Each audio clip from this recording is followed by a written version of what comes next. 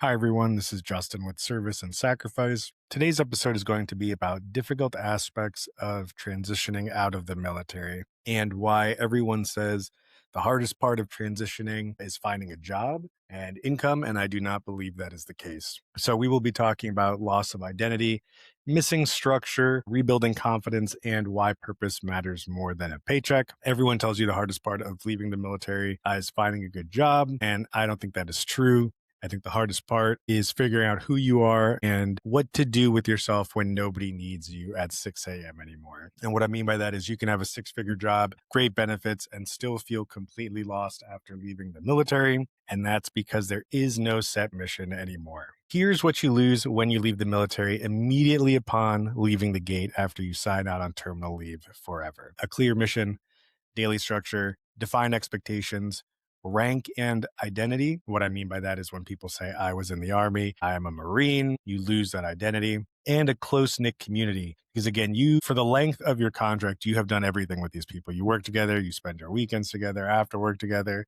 maybe you spend your block leaves together, all that stuff. For years, someone told you where to be, what success looked like, and who/what you were responsible for the length of your contract. And then one day, all of it went away. Losing identity. Nobody knows you're a veteran, and that's okay. In uniform, people instantly recognized your role. They knew you were, in the Air Force. They recognized your unit rank, whatever it is. And now that you're out, you're just another person. You're no different than everyone else, just like a cog in the machine, right? You have to learn how to reintroduce yourself. You have to realize your military accomplishments don't automatically translate.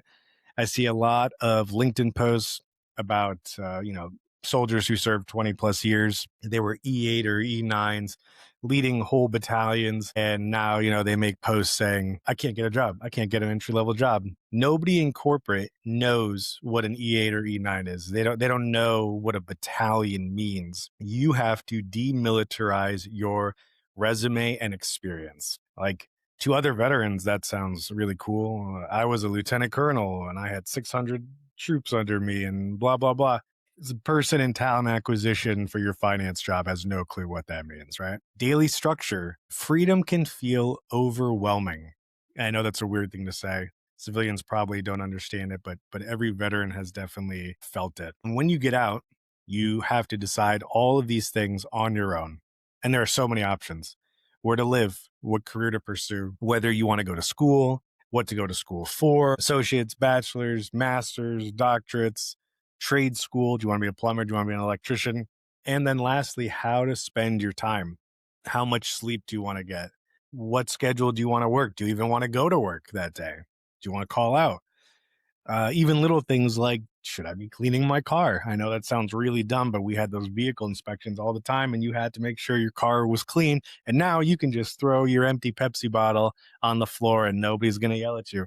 You could just leave it there forever. A lot of veterans feel lost without structure. And I want to give you a quick story that I've mentioned before. Within a couple months of me getting out, like 13 years ago, I had an apartment and I went to Walmart for something. Don't remember what it was. I got out of Walmart and I sat in my car and I didn't know where to go. I didn't have anything I needed to do. I think it was like the weekend. Maybe it even wasn't the weekend. I don't think I was working at first.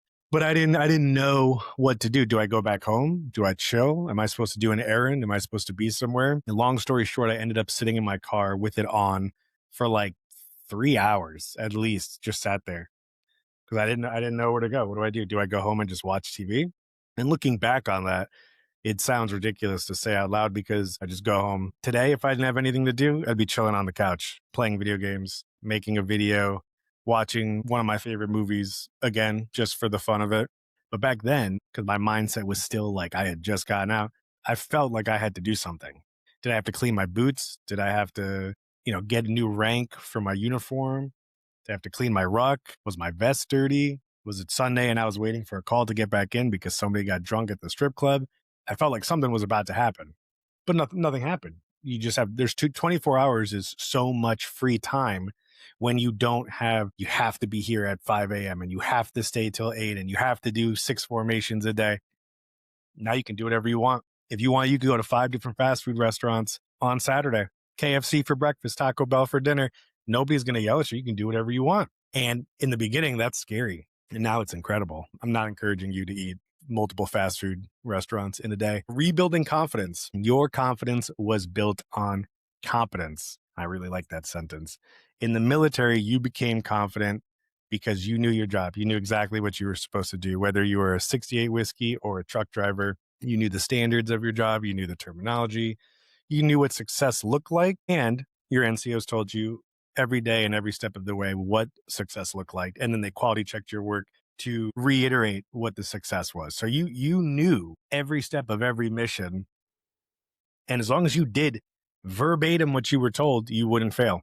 It was that simple. Literally, if they say move the stuff from this connex to that connex and you did it, the mission is successful. If you left one item you failed, right? You have to move everything. It's that simple. People trusted your expertise. Your rank represented experience, knowledge, and ability, or at least it's supposed to for the most part. And then when you enter a new career, you're now the least experienced person in the room. And it can be scary to be so great at your job at 22 years old. And then you get out, now you're 25 in a new career and you don't know anything. You're the least experienced person. Now you're sitting in history 101 as a 30-year-old with all these 18-year-olds who 8 weeks ago, they were seniors in high school and you're learning the same stuff. And that's very weird. The point I'm trying to make is it's not that you lost confidence.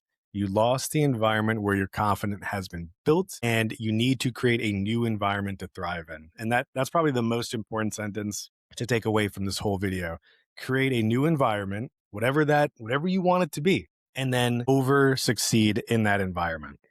And you will replicate the same dopamine feelings that you had when you were crushing it while you were, the best E4 in the E4 mafia. Why purpose matters more than a paycheck.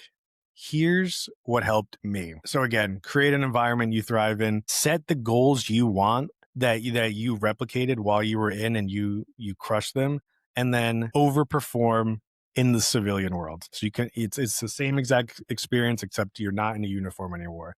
So establish a daily routine. Go to the gym, read, journal, run, meal prep.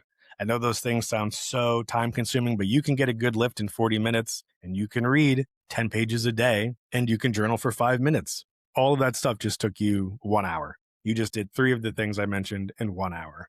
If you run an 8-minute mile, you just finished all 4 things in 1 hour, 8 minutes. Like, you still have 23 hours left. Set fitness goals. I want to bench 225. I want to run a faster mile. I want to beat my 5K time when I was in. And I promise you, it will be a lot easier to work out when you don't have an E7 forcing you to run on a bum knee, right?